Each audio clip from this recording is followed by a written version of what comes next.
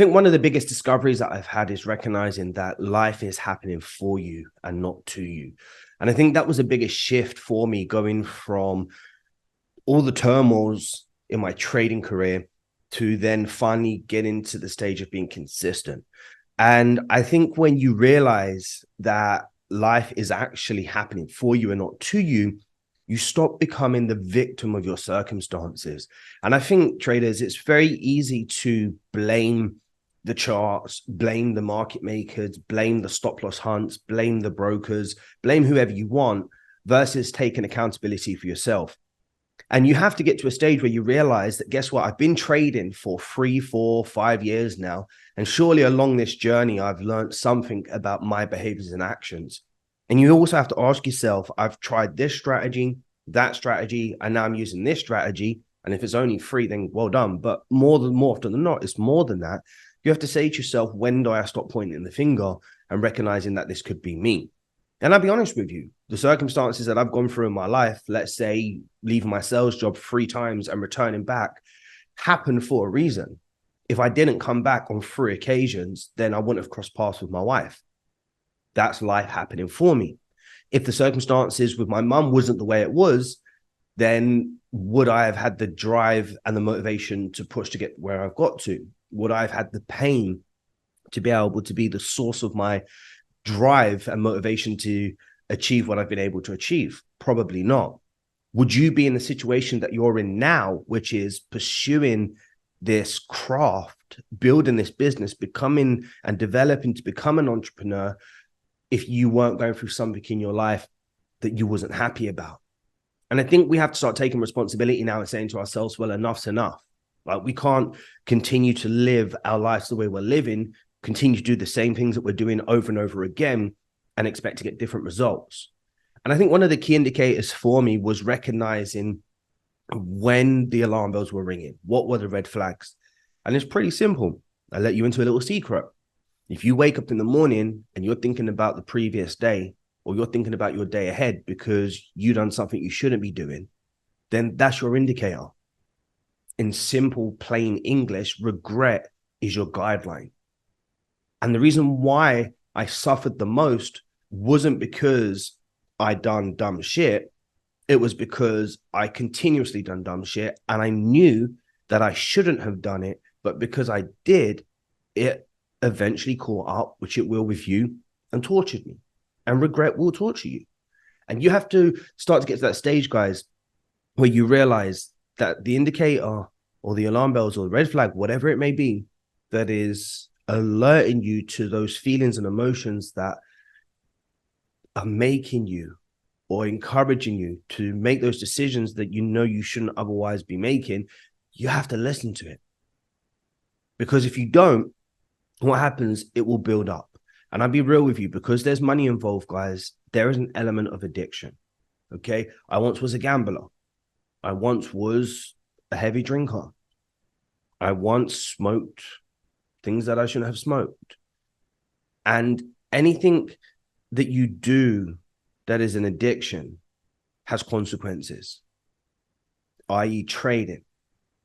Now, I know you don't like to call it gambling because you want to be in control and you want to justify that you're not risking money to make more money. But the point is, if you continue doing what you're doing, then you're gambling, right? And with that addiction, what happens, guys, it eventually is going to spiral out of control. It's going to take over your lives emotionally, mentally, spiritually, and physically. And you don't want it to get to that stage. One of the things you have to say to yourself is, what is everybody else doing that I'm doing? And if everyone else is doing it, then I'm telling you what, it's a good sign to say that you need to stop, because the majority will fail, unfortunately. The majority of people will not ever get to a stage where they're able to achieve what they want to achieve because it's too hard. They don't have the drive. They don't have the motivation. They don't have the grit. They don't have that real fire burning inside of them because, unfortunately, they just think that it should happen because they're doing this. But it's not that easy. And one of the number one reason why I was able to shift from doing the dumb shit that I was doing, trading NFP, blowing up my accounts on Fridays, doing well Monday and Tuesday, and then losing the money on Wednesday was because I shifted my identity. And it's funny because I was watching something yesterday about an actor. I can't remember his name. I think it was Denzel Washington, if I'm correct. Could be, couldn't be, but it was a famous actor. And he was talking about how he gets into character. So when I talk about identity shift, this is what I'm referring to here. And he was like, well, if I'm doing a movie about a character and they have a story, what I usually do is I read the book and then I try and figure out if he has a brother, if he has a sister, if his mum was close to him, whether his dad was at home. You look into how he walks, how he talks. Does he keep one hand in the pocket? And then he says, I read the book again. And then I try and figure out what side of the bed did he sleep on? Did he wake up early? Did he go to bed late? Did he play computer games? And then he said he reads the book again, and then he figures this out and that. And I'm just like, it's just crazy. Then you see him playing this character as an actor. And then the next day you watch an interview of him and he's just talking as himself, but he's talking about the character in a third person and referring to him as if he's a living being. Obviously, once upon a time, he may have been, or he may be fictional, whatever. But the point is, it just blows my mind. And I'm like, how do you really relay this information over to somebody who wants to shift their identity? Well, the truth of the matter is, guys, you've got to figure out who you are now. Get a piece of paper, write it down, write everything you don't like about yourself, everything that you're doing that you shouldn't be doing. Write down your routine and your habits that you're disgusted with. And then say to yourself, this is the character that I am. If you don't want to be that character, then just get another piece of paper and write on top, this is the character I'm going to become. You simply write down the characteristics. You write down how you're going to walk and talk. You're going to write down your routines. You're going to write down your dietary plan, whatever else it may be. It's pretty simple, right? Sounds amazing and exciting at the same time. And then every single day you wake up and that is your script and you follow that. At first, it may feel a little bit weird. It may feel a little bit scripted, but I tell you what, it's better that it is scripted than it is what it is if you're unhappy. Because if you don't have that internal peace, then it's going to affect every day, every area of your life, and it's going to affect you on the charts. Because it's not about the money, guys. It's about you.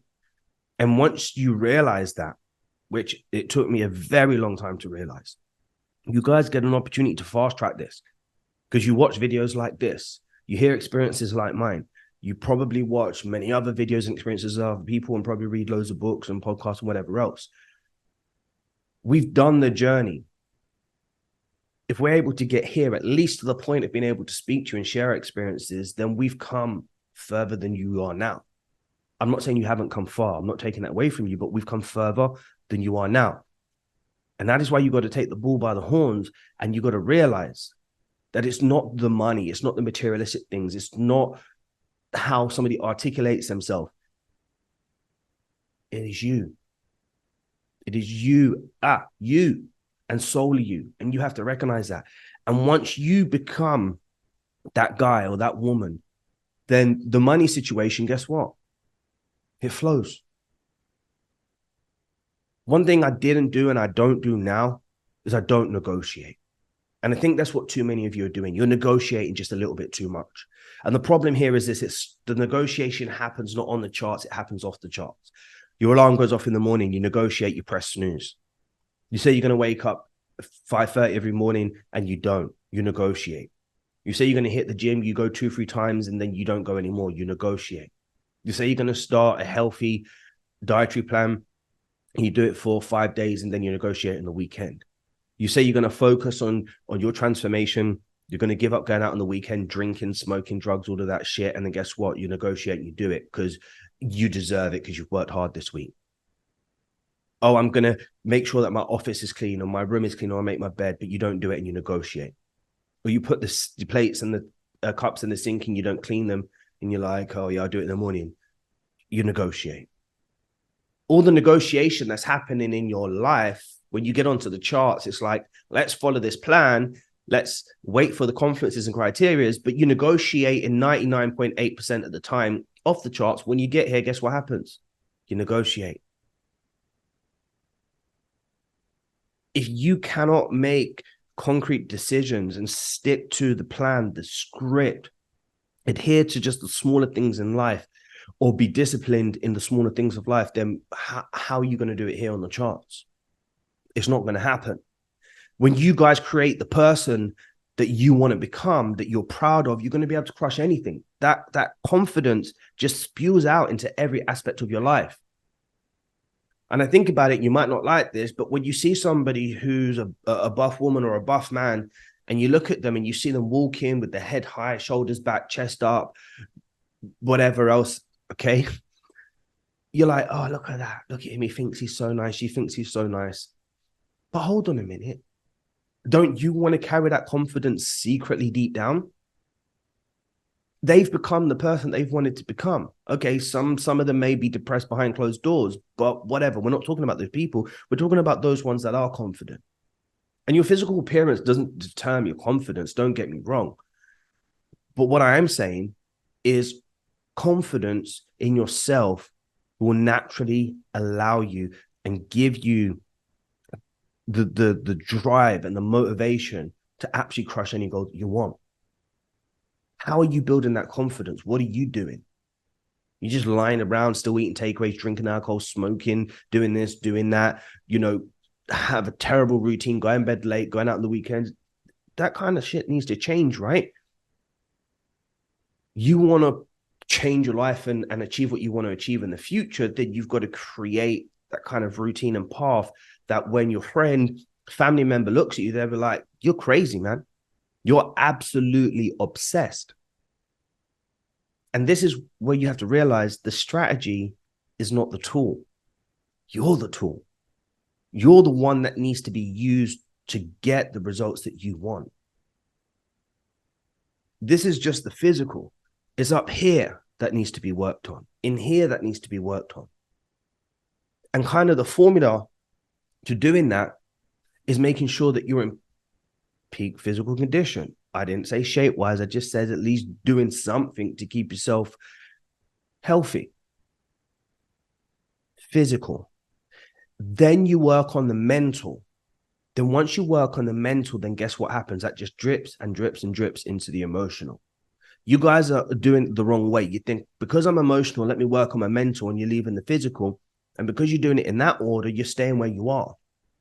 You're the tool, man. You got to be the best version of yourself. You got to make sure you're the sharpest knife in the drawer.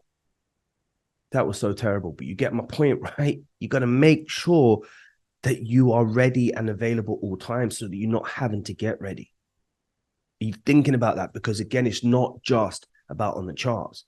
And I will say this, guys, on this journey up, I wanted perfection, but it doesn't exist. And that's something that you're going to have to come to accept. It's never going to be perfect. But as long as you're putting in 100% and getting 50% out, then that's what matters. But most of you are putting 50% in, hoping to get 100% out. And that's not fulfilling. That's not going to get you to where you want to get to. And that is kind of the switch that you've got to make. Remember, guys, he said you don't see the world as it is, okay? You see it as you are. And I think this is really important to understand. When you look outside, it's not a window. It should be a mirror. And you should focus on what you're doing. Shut out the distractions. Figure out your life, the trajectory of where you want to go. Understand it's all about you. I don't leave my four walls maybe once and a half a week.